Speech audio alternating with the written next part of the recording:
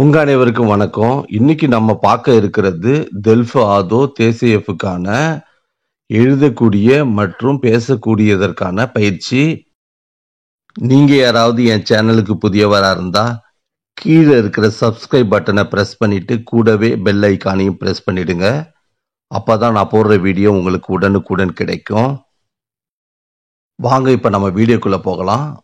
இன்னைக்கு பார்க்கக்கூடிய சுஜே நம்பர் 7ஆம் நம்பரு. இப்ப நாம அந்த கேள்வியையும் அதற்கான தமிழ் அர்த்தத்தையும் இப்ப நம்ம பார்க்கலாம். Où habitez-vous? Décrivez votre logement. Dites ce que vous aimez et que vous n'aimez pas dans votre quartier. Expliquez pourquoi. நாம பார்க்கக்கூடிய இந்த கேள்வி டெல்ஃப் ஆதோ தேசியஃப்க்கு எழுதுறதுக்காகவும் மற்றும் பேசுறதுக்காகவும் கேட்கக்கூடிய கேள்வியில மிகவும் முக்கியமான ஒண்ணு. வாங்க இப்ப அதனுடைய தமிழாக்கத்தை பார்க்கலாம். நீங்க எங்க வாழ்றீங்க அல்லது வசிக்கிறீங்க? உங்க வீட்டுடைய அமைப்பை பற்றி சொல்லுங்க. நீங்க வாழ்ற ஊர்ல உங்களுக்கு என்ன பிடித்திருக்கு என்ன பிடிக்கலன்றத சொல்லுங்க. எந்த காரணத்துக்காக உங்களுக்கு பிடித்திருக்கு பிடிக்கலன்றத சொல்லுங்க. இதுதான் இந்த கேள்வியோட தமிழ் அர்த்தம். வாங்க இப்ப நாம அந்த கேள்விக்கான பதில பார்க்கலாம்.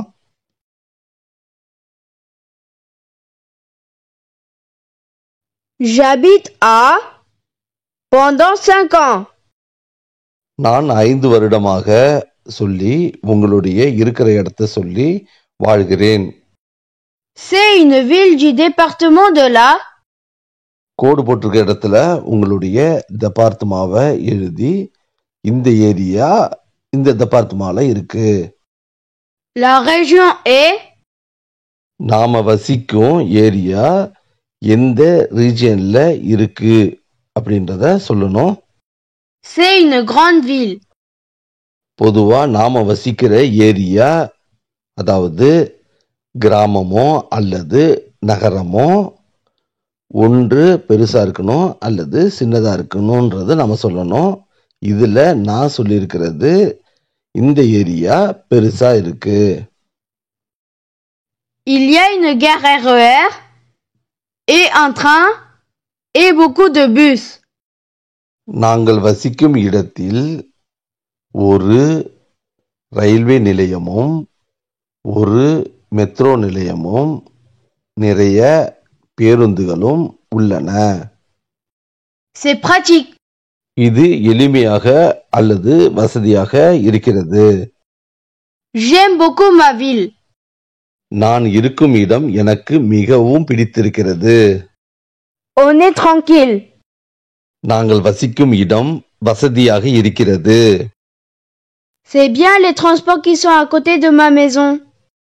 என் வீட்டுக்கு அருகில் பேருந்து வசதிகள் நிறைய உள்ளன. C'est un quartier bruyant et animé. நாங்கள் வசிக்கும் இடம் சிறிது சத்தமாகவும் மற்றும் உயிரோட்டமாகவும் இருக்கிறது. Je ne habite pas seul. நான் என் வீட்ல நான் தனியா இல்ல. J'habite avec ma femme, mes enfants et mes parents dans un appartement. நான் எனது அடுக்குமாடி குடியிருப்பில் எனது மனைவி, எனது பிள்ளைகள் மற்றும் எனது பெற்றோருடன் வசிக்கிறேன். C'est 70 mètres carrés. நான் வசிக்கும் வீடு 70 சதுர metre. Dans mon appartement, à droite de l'entrée, il y a une cuisine. என் வீட்டின் நுழைந்தவுடன் வலதுபுறத்தில் சமையலறை உள்ளது. Au bout du couloir à gauche, il y a une chambre. தாழ்வாரம் அல்லது சிறுபாதையின் முடிவில் வலதுபுறத்தில் ஒரு அறை உள்ளது. À côté de la cuisine, il y a un salon et près du salon, il y a un chambre. சமையலறை பக்கத்தில் ஒரு முற்றம் உள்ளது. அந்த முற்றத்தின் முடிவில் ஒரு அறை உள்ளது. Dans le couloir, il y a une WC toilette et salle de bain. தாழ்வாரம் அல்லது சிறுபாதையில் ஒரு வெஸ்டர்ன் கழிவறையும் மற்றும் ஒரு குளியலறையும் உள்ளது. Je suis locataire. இதில் நான் வாடகை வீட்டில் இருக்கிறேன் என்று குறிப்பிட்டிருக்கிறேன். இதே சொந்த வீடாக இருந்தால் je suis propriétaire என்று கூற வேண்டும். C'est 3 pièces. இதில் 2 அறைகள், ஒரு சலூன் அதாவது முற்றம் இருந்தால் 3 பியஸ் என்று குறிப்பிட வேண்டும். Ce que je préfère dans ma maison, c'est la cuisine, car j'aime cuisiner. எனக்கு எங்கள் வீட்டில் மிகவும் பிடித்தது சமையலறை, ஏனென்றால் எனக்கு சமையல் என்பது மிகவும் பிடித்தமானது. Mon quartier est bruyant, car il y a beaucoup d'écoles et de parcs et beaucoup de restaurants et aussi des motovéhicules.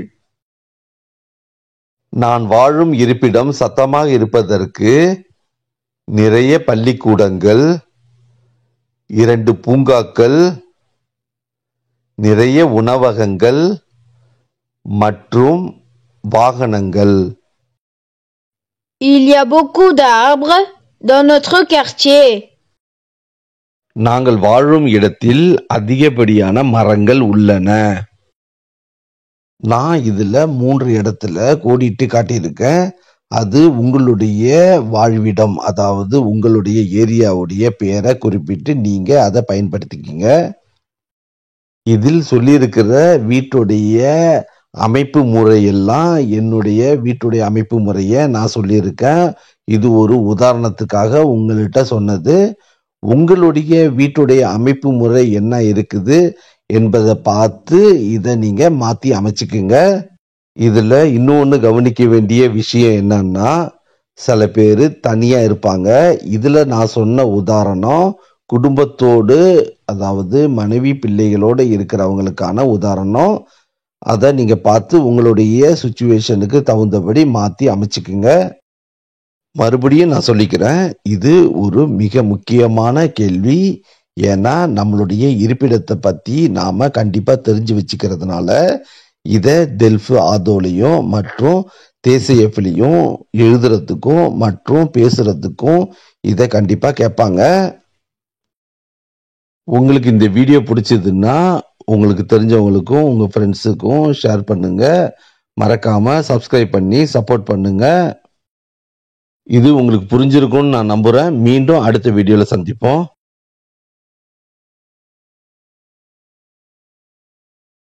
உங்க அனைவருக்கும் வணக்கம். இன்னைக்கு நாம பார்க்க இருக்கிறது டெல்ஃபு ஆதோ தேசியஃப்க்கு கேட்கக்கூடிய கேள்வி. டெல்ஃபு ஆதோல ஓரல்ல மோனோலாக் சிவி என்ற டைட்டில்ல 2 நிமிஷம் பேசக்கூடிய கேள்வி. அதோட மட்டும் இல்ல, தேசியஃப்க்கு எக்கிரி இருக்கும் நமக்கு தெரிஞ்சுக்க வேண்டிய கேள்வியில இதுவும் ஒண்ணு. நீங்க யாராவது என் சேனலுக்கு புதியவரா இருந்தா கீழே இருக்கிற சப்ஸ்கிரைப் பட்டனை பிரஸ் பண்ணிட்டு கூடவே பெல் ஐக்கானையும் பிரஸ் பண்ணிடுங்க. அப்பதான் நான் போடுற வீடியோ உங்களுக்கு உடனுக்குடன் கிடைக்கும். இப்போ வாங்க நம்ம வீடியோக்குள்ள போகலாம். Sujet 8. Parlez de votre animal préféré. Expliquez pourquoi. நீங்க எந்த விலங்குகளை தேர்ந்தெடுக்கிறீங்க, எதுக்காக அந்த விலங்குகளை நீங்க தேர்ந்தெடுக்கிறீங்க, அது சம்பந்தமா சொல்லுங்க அப்படின்றதா இந்த கேள்வியோடைய அர்த்தம். இந்த கேள்வியை சுருக்கமா பார்த்தோம்னா, உங்களுக்கு பிடித்த விலங்குகளை பற்றி பேசுங்கள் என்பதுதான் இந்த கேள்வியோடைய அர்த்தம். இந்த கேள்விக்கான பதில நாம தோராயமாக 2லேருந்து 3 நிமிஷம் வரைக்கும் எக்ஸாமினேட்டர்கிட்ட பதில் சொல்ற மாதிரி இருக்கும். வாங்க இப்ப நாம அந்த கேள்விக்கான பதில எப்படி சொல்லலான்றத பார்க்கலாம். இது நமது 8வது வீடியோ. இது சம்பந்தமா நீங்க பழைய வீடியோவை பார்க்க விரும்புனீங்கன்னா பிளேலிஸ்ட்ல ப்ரொடெக்ஷன் ஓரல்ன்ற டாபிக்ல கொடுத்துருக்கேன், போய் பார்த்து பயன்பெறுங்க.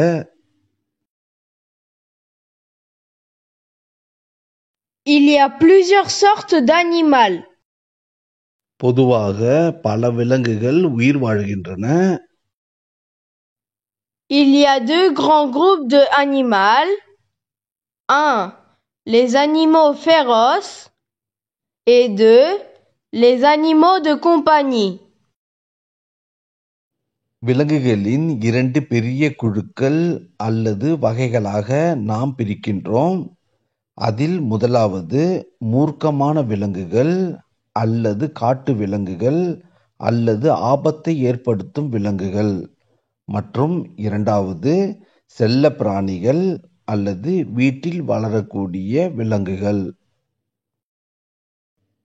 Les animaux de compagnie sont le chien, le chat, le lapin, etc. வீட்டில் வளர்க்கக்கூடிய அல்லது செல்லப் பிராணிகள் என்னவென்றால் நாய், பூனை, முயல் போன்றவையாகும். Je préfère le chien parce que les chiens sont des amis de l'homme. நான் நாயை விரும்புகிறேன் அல்லது பிடிக்கும் அல்லது தேர்ந்தெடுக்கிறேன் ஏனெனில் நாய்கள் மனிதனின் நண்பர்கள். J'ai un chien qui s'appelle Tipou. Il a 5 ans. Il fait partie de la race de Carlin. நான் ஒரு நாயை வைத்திருக்கிறேன் அல்லது வளர்க்கிறேன். அதன் பெயர் திப்பு. அந்த நாயிற்கு 5 வயது ஆகிறது. அந்த நாய் கர்லான் என்ற வகையை அல்லது இனத்தை சார்ந்தது.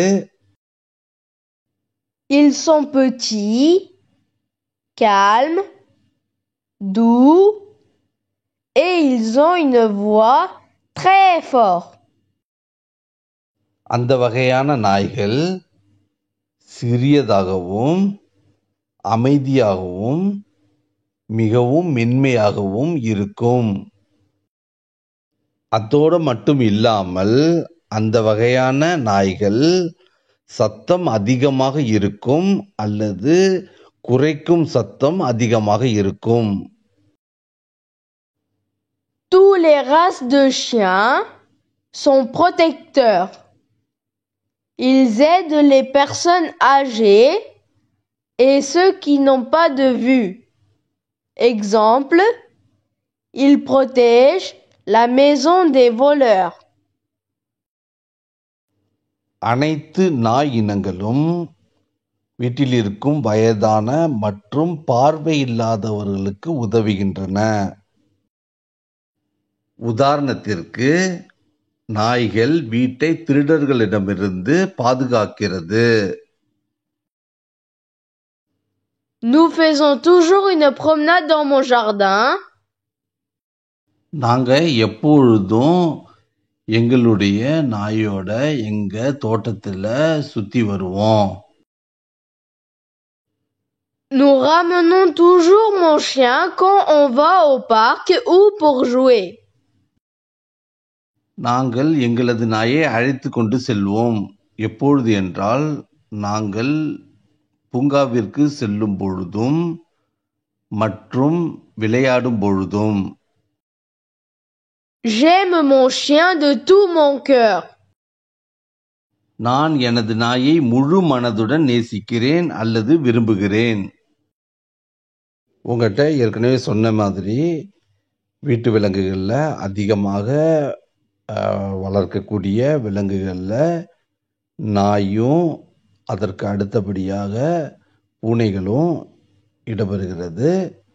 இந்த எடுத்துக்காட்டு நான் நாயை வச்சு என்கிட்ட இருக்கிற நாயை பற்றி நான் சொல்லியிருக்கேன். உங்களுக்கு இதில் ஏதாவது சேஞ்சஸ் பண்ணால் நீங்கள் மாற்றி உங்களுடைய வார்த்தைக்கும் மற்றும் வாக்கியத்திற்கு தகுந்தபடி மாற்றிக்குங்க. உங்களுக்கு இந்த வீடியோ பிடிச்சதுன்னா லைக் பண்ணுங்கள், ஷேர் பண்ணுங்கள், சப்ஸ்கிரைப் பண்ணுங்கள். மீண்டும் அடுத்த வீடியோவில் சந்திப்போம்.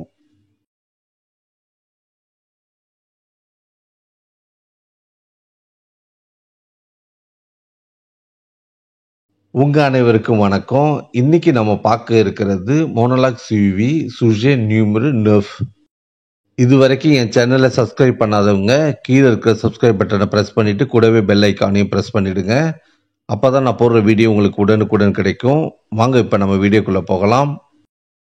இன்னைக்கு டெல்ஃப் ஆதோ தேசியவுக்கு கேட்கக்கூடிய ஓரல் மற்றும் எக்கிரித்துக்கு தேவையான மோனோலாக் சுவியில சுஜே நியூமரு 9ல உள்ள ஒரு கேள்வியை தான் இன்னைக்கு நம்ம பார்க்க போறோம். வாங்க இப்ப நம்ம அந்த கேள்வி என்ன, அதற்கான தமிழ் அர்த்தம் என்னன்றதை இப்ப நம்ம பார்க்கலாம். Parlez de votre plat préféré. Expliquez pourquoi vous l'aimez. இந்த கேள்விக்கான தமிழ் அர்த்தம், உங்களுக்கு என்ன வகையான உணவு பிடிக்கும்ன்றத சொல்லுங்க, ஏன் அந்த உணவை நீங்க விரும்புறீங்க அப்படின்றத சொல்லுங்க அப்படின்றதான் இதனுடைய அர்த்தம். பொதுவாக டெல்ஃப் ஆதோ ஓரல்ல இந்த கேள்விக்கு 2 நிமிடங்கள் நாம எக்ஸாமினேட்டருக்கு பதில் சொல்ற மாதிரி இருக்கும். இப்ப நாம அந்த கேள்விக்கான பதில என்னன்றதை இப்ப நம்ம பார்க்கலாம்.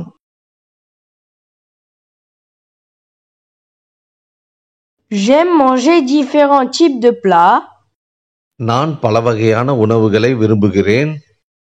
mais le plat que je préfère et j'aime manger le plus est le biryani, car le biryani est une plat préférée du peuple indien. ஆனாலும் எனக்கு மிகவும் பிடித்த உணவு பிரியாணி, ஏனென்றால் இந்தியர்களுக்கு அதிகமாக பிரியாணி பிடிக்கும்.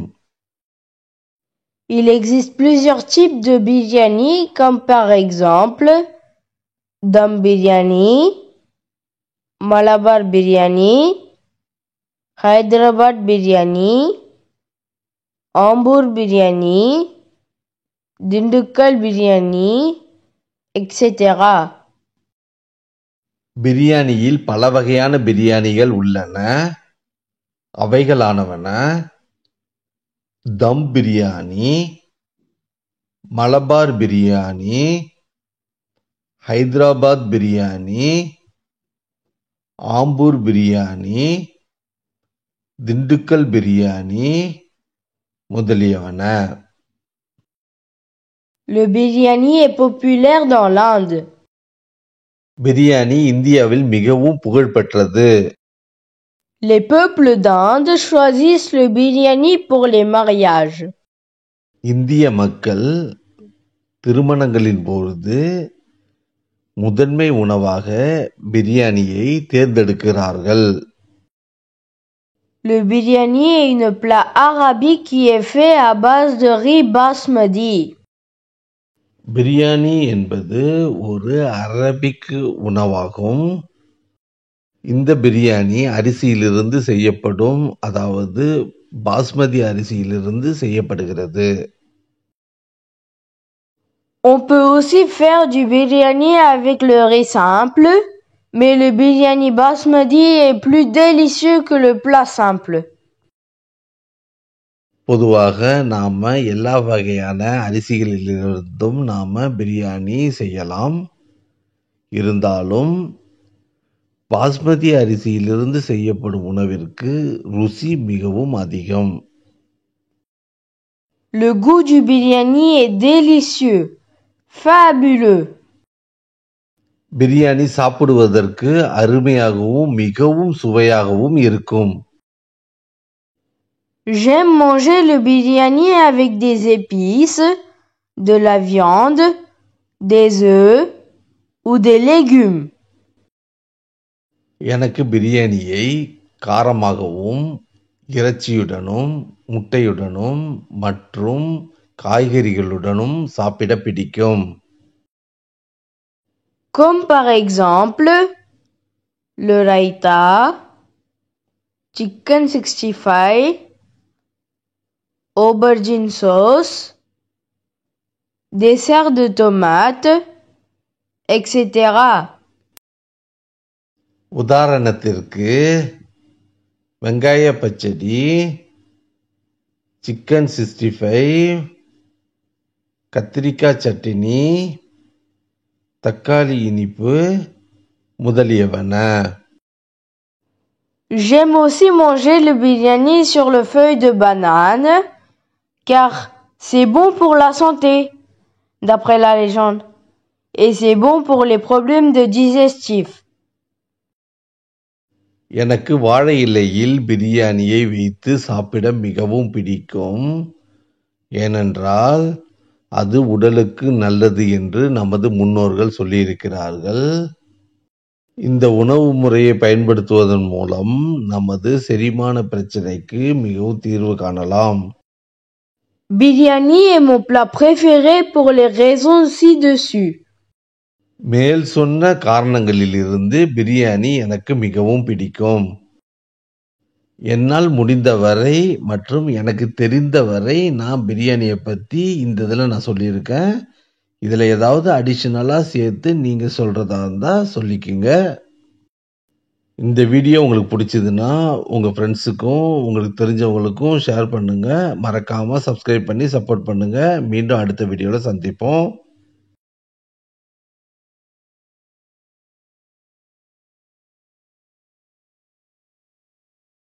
உங்க அனைவருக்கும் வணக்கம்.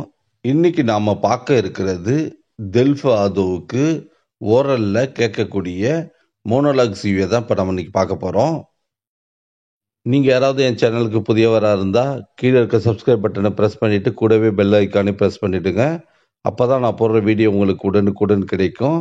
வாங்க இப்போ நம்ம வீடியோக்குள்ள போகலாம். இன்னைக்கு நம்ம பார்க்கக்கூடிய சுஜே நம்பர் 10. இதுக்கு முன்னாடி உள்ள 9 நீங்க பார்க்க விரும்புனா பிளேலிஸ்ட்ல இருக்கு. யாராவது பார்க்க விரும்புறவங்க போய் பார்த்துக்குங்க. Sujet 10.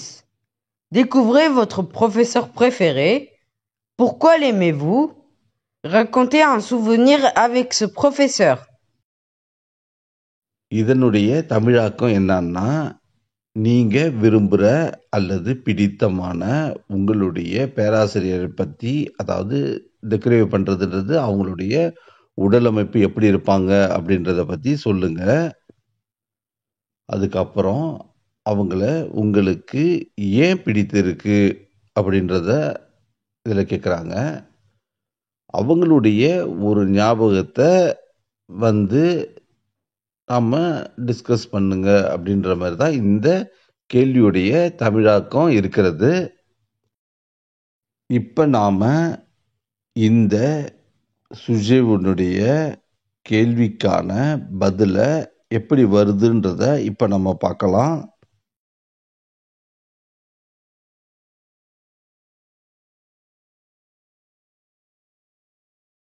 Mon professeur s'appelle Indira. என்னுடைய பேராசிரியர் பெயர் Andhra. C'est une professeure de mathématiques. அவங்க ஒரு கணித பேராசிரியர். Elle est grande et elle est gros. அவங்க உயரமாகவும் மற்றும் அவங்க குண்டாகவும் இருப்பார்கள். Sa peau est de couleur marron. அவர்களுடைய தோலின் நிறம் மாநிறமானது. Elle porte des lunettes et elle a aussi des cheveux longs et noirs. கண்ணாடி அணிந்திருப்பார்கள். மேலும் அவங்களுடைய தலைமுடி மிகவும் நீளமாகவும் கருப்பாகவும் இருக்கும். Elle a terminé l'étude master de mathématiques, puis elle s'est inscrite au MPhil de mathématiques. அவங்க கணிதத்தில் முதுகலை பட்டம் பெற்றவர். மேலும் எம்பிலுக்கு விண்ணப்பம் செய்திருந்தார். J'aime ma professeure car quand elle fait la classe, on voit même pas l'heure passer. எனக்கு அவங்கள மிகவும் பிடிக்கும். ஏன்னா அவங்க கணித கிளாஸை மிகவும் சுவாரஸ்யமாக கொண்டு செல்வார்கள். Elle explique dans la classe très gentiment. அவர்கள் கணிதத்தை விளக்கும் திறன் மிகவும் பண்பாக இருக்கும். Elle nous donne les moyens très faciles pour faire le maths et résoudre le méthode, mais au lieu de faire les exercices très compliqués, அவங்க எங்களுக்கு கணிதத்தினுடைய வழிமுறைகளை ஈஸியாக சொல்லிக் கொடுத்தார்கள். கடினமான பயிற்சிகளையும் அவர்கள் தீர்வு காண்பதற்கு எளிய முறைகளை கற்றுக் கொடுத்தார்கள். elle donne des impressions sur les cultures et lois. Grâce à ça, c'est très facile de travailler. எங்களுக்கு கணிதத்தை ஈஸியாக புரிய வைப்பதற்காக அவர்கள் உதாரணத்திற்காக கலாச்சாரத்தோடு சேர்ந்த சட்டதிட்டங்களின் மூலமாக எங்களுக்கு எளிதாக புரிய வைக்கிறார்கள். S'il y a un contrôle, elle fait une révision pour que l'on fasse le contrôle correctement. கணித தேர்வு வைப்பதற்கு முன்னால் அவர்கள் அதற்கான முறையான பயிற்சிகளை கொடுத்து பிறகு தேர்வை வைப்பார்கள். J'ai appris l'algebra, trigonométrie avec elle, en donnant des explications très faciles à comprendre. நான் அல்ஜிப்ரா ட்ரிகனாமெட்ரி எனக்கு எளிமையாக புரிவதற்காக அவர்கள் அதற்கான உதாரணத்தை சொல்லிக் கொடுத்து எனக்கு மிகவும் ஈஸியாக புரிய வைப்பார்கள். Mais à cause de certaines situations, je n'ai pas pu payer l'évaluation. Et quand elle m'a demandé, j'ai dit tout.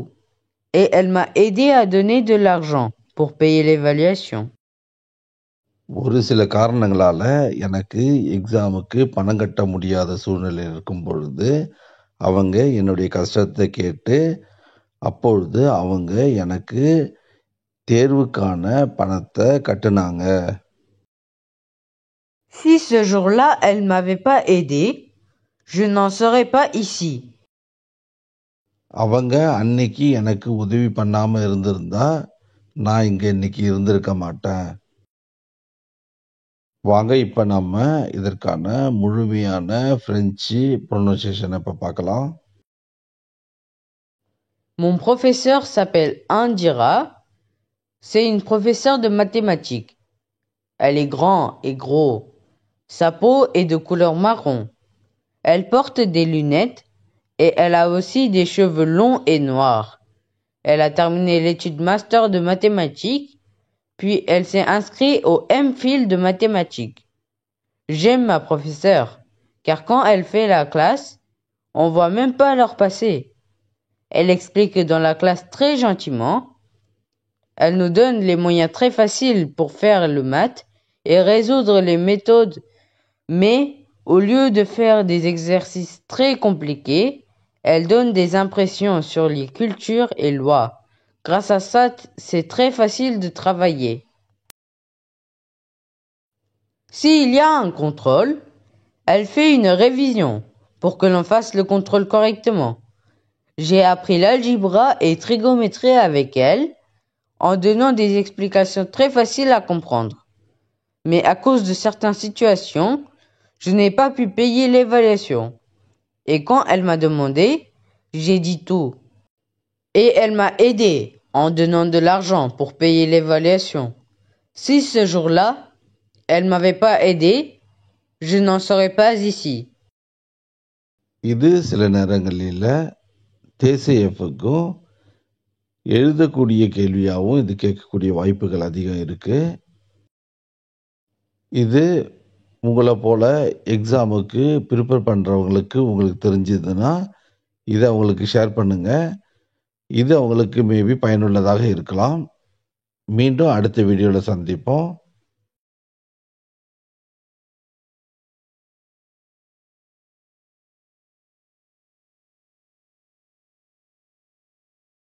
உங்க அனைவருக்கும் வணக்கம். இன்னைக்கு நாம பார்க்க இருக்கிறது டெல்ஃப் ஆதோவுக்கு கேட்கக்கூடிய மோனோலாக் சிவில சுஜே நியூமர் 11. நீங்க யாராவது என் சேனலுக்கு புதியவராக இருந்தா கீழே இருக்க சப்ஸ்கிரைப் பட்டன் பிரஸ் பண்ணிட்டு கூடவே பெல் ஐக்கானை பிரஸ் பண்ணிடுங்க. அப்பதான் நான் போடுற வீடியோ உங்களுக்கு உடனுக்குடன் கிடைக்கும். வாங்க இப்ப நம்ம அந்த சூஜே நியூமரோ 11 உடைய கேள்வி என்னன்னு நம்ம இப்ப பார்க்கலாம். Avez-vous déjà pris l'avion? Avec qui? Pour aller où? Pourquoi avez-vous choisi l'avion? Racontez la dernière fois que vous avez pris l'avion. இந்த கேள்விக்கான தமிழ் அர்த்தம் என்னன்னா, நீங்க ஏற்கனவே விமானத்தை பயன்படுத்திருக்கீங்களா? அப்படி நீங்க பயன்படுத்தியிருந்தா யாரோட நீங்க போனீங்க? எங்க போனீங்க? நீங்க போறதுக்கு ஏன் நீங்க விமானத்தை தேர்ந்தெடுத்தீங்க? நீங்க விமானத்தை பயன்படுத்துவதற்கான பழைய நினைவுகள் ஏதாவது இருந்தா சொல்லுங்க என்பதுதான் இந்த கேள்வியுடைய அர்த்தம். வாங்க இப்ப இந்த கேள்விக்கான பதில எப்படி சொல்லலான்றத நம்ம இப்ப பார்க்கலாம்.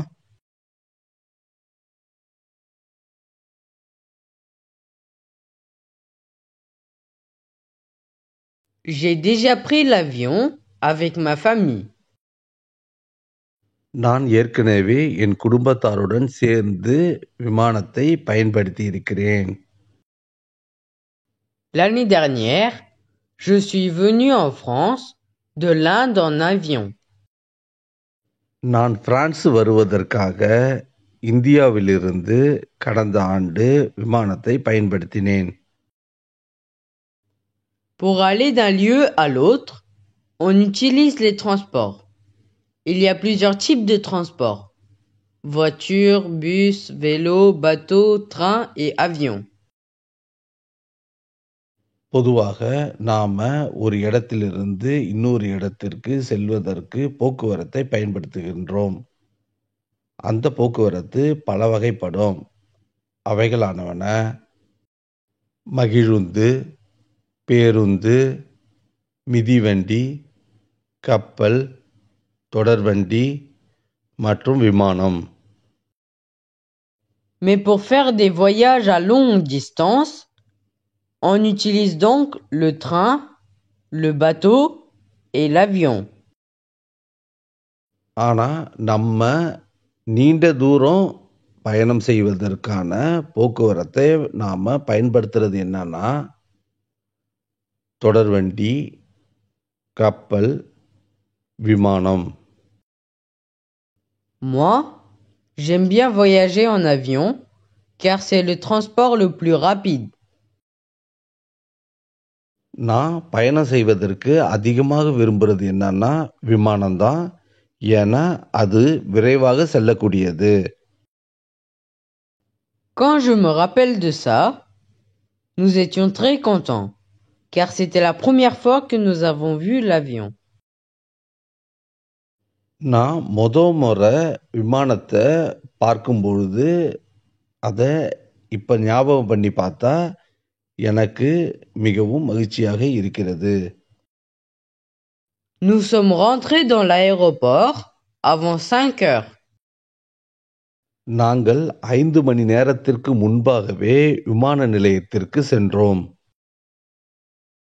Après avoir tout vérifié, nous étions impatients de voir et monter dans l'avion. எல்லா வகையான பரிசோதனைகளும் முடிந்த பிறகு நாங்கள் விமானத்தை பார்ப்பதற்காகவும் மற்றும் அதனுடன் செல்வதற்காகவும் மிகவும் பொறுமை இழந்து இருந்தோம். Puis, nous avons pris notre place.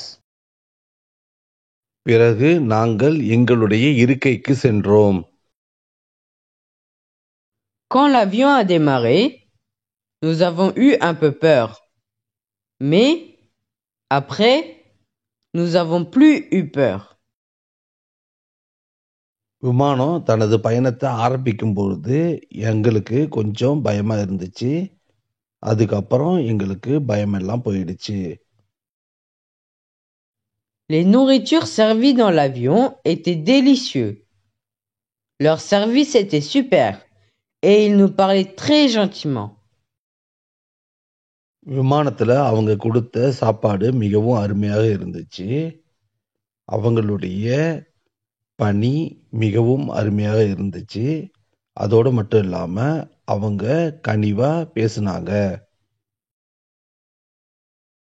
Les 10 heures que nous avons voyagé étaient super. நாங்கள் பயணம் பண்ணிய 10 மணி நேரமும் மிகவும் அருமையாக இருந்தது. இப்ப நாம பிரெஞ்சுடைய வார்த்தையை தொடர்ச்சியாக ஒரு தடவை நம்ம திருப்பி பார்க்கலாம்.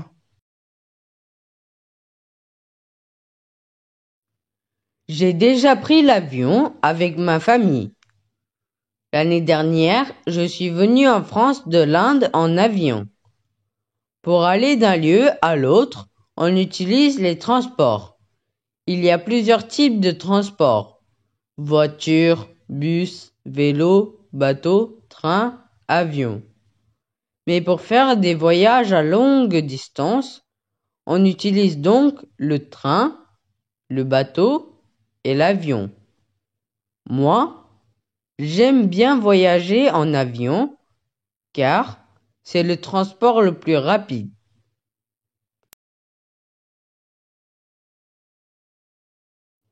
Quand je me rappelle de ça, nous étions très contents car c'était la première fois que j'ai vu l'avion.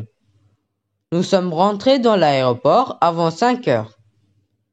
Après avoir tout vérifié, nous étions impatients de voir et monter dans l'avion. Puis, nous avons pris notre place. Quand l'avion a démarré, nous avons eu un peu peur. Mais, après, nous n'avons plus eu peur. Les nourritures servies dans l'avion étaient délicieux. Leur service était super et ils nous parlent très gentiment. Les 10 heures que nous avons voyagé étaient super. இப்ப நம்ம பார்த்தது டெல்ஃபாதோவுக்கு ஓரலுக்கு monologue சிவில கேட்கக்கூடிய கேள்வி. உங்களுக்கு இந்த video பிடிச்சதுன்னா like பண்ணுங்க, share பண்ணுங்க. அதோடு இல்லாம உங்களுக்கு தெரிஞ்சவங்க யாராவது டெல்ஃபாதோவுக்கு படிச்சாலும் இதை மறக்காம அவங்களுக்கு ஷேர் பண்ணுங்க. ஏன்னா இது அவங்களுக்கு பயனுள்ளதாக இருக்கும்னு நாங்க நம்புறோம். மீண்டும் அடுத்த வீடியோல சந்திப்போம்.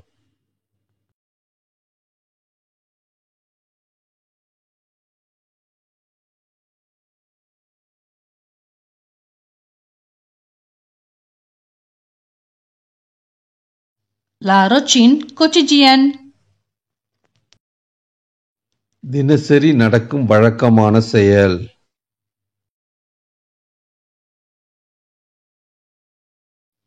Julien se réveille à 6 heures.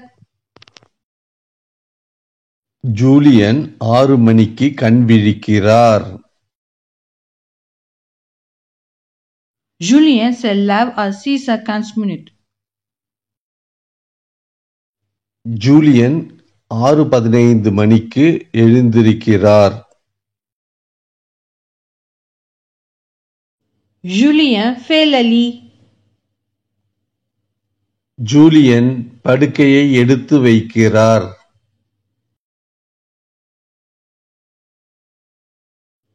Julien se brosse les dents. Julien பல் துலக்குகிறார்.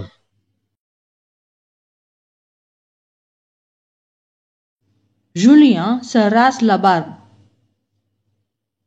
ஜூலியன் தாடியை சேவ் செய்கிறார்.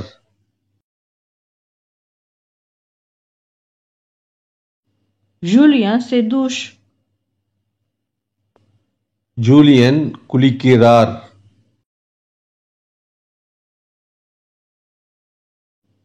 Julien lit le journal. Julien செய்தித்தாளை படிக்கிறார்.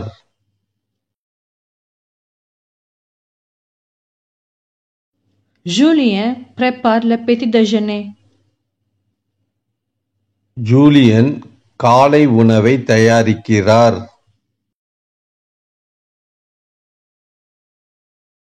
Julien mange le petit déjeuner. Julien காலை உணவை சாப்பிடுகிறார்.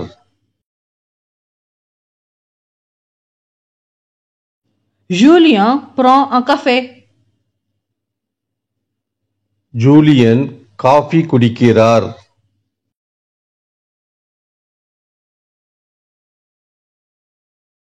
Julien répare ses vêtements. Julian தனது ஆடைகளை இஸ்திரி செய்கிறார்.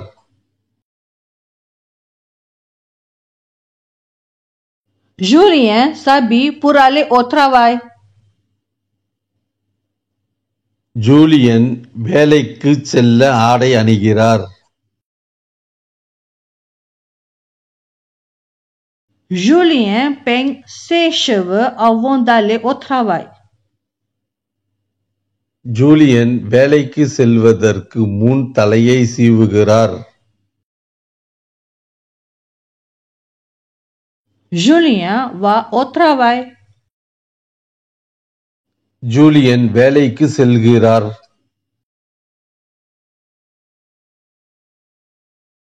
Julien travaille. ஜூலியன் வேலை செய்கிறார்.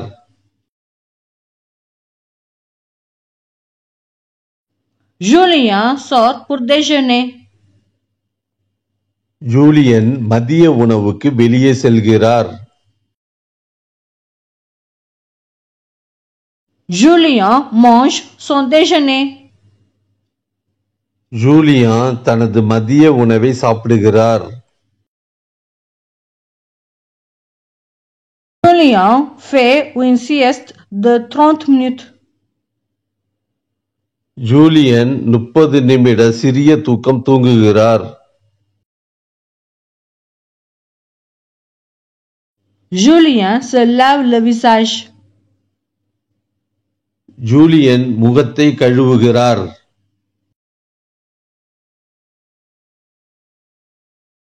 Julien rentre à la maison. Julian வீட்டிற்கு வருகிறார்.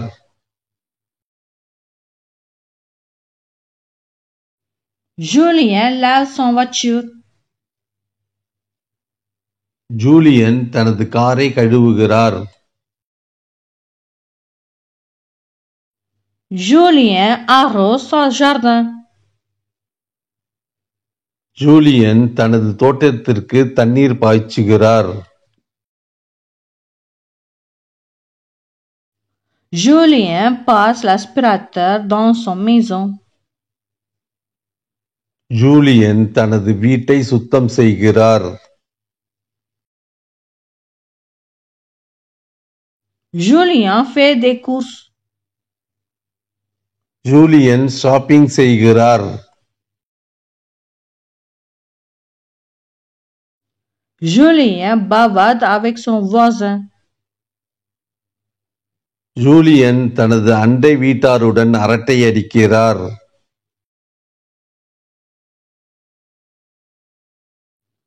Julien se promène avec son chien. Julien தனது நாயுடன் நடந்து செல்கிறார். Julien joue avec son copain.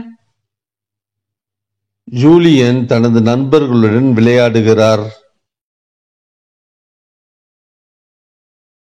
Julien prend le bain. Julien குளிக்கிறார்.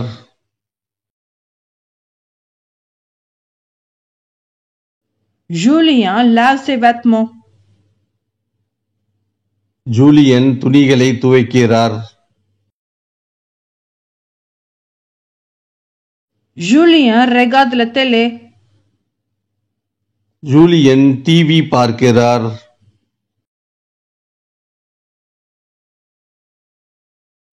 Julien cuisine son dîner. Julien தனது இரவு உணவை சமைக்கிறார். Julien mange son dîner. Julien தனது இரவு உணவை சாப்பிடுகிறார். Julien nettoie son table. Julien தனது மேஜையை சுத்தம் செய்கிறார்.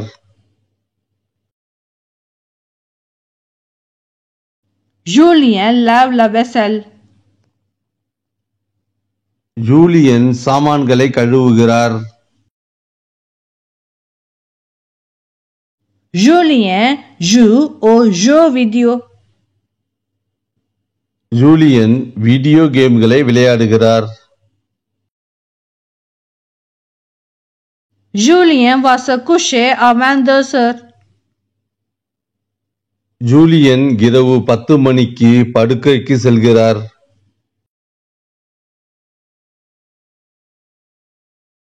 Julien écoute de la musique. Julian இசையை கேட்கிறார்.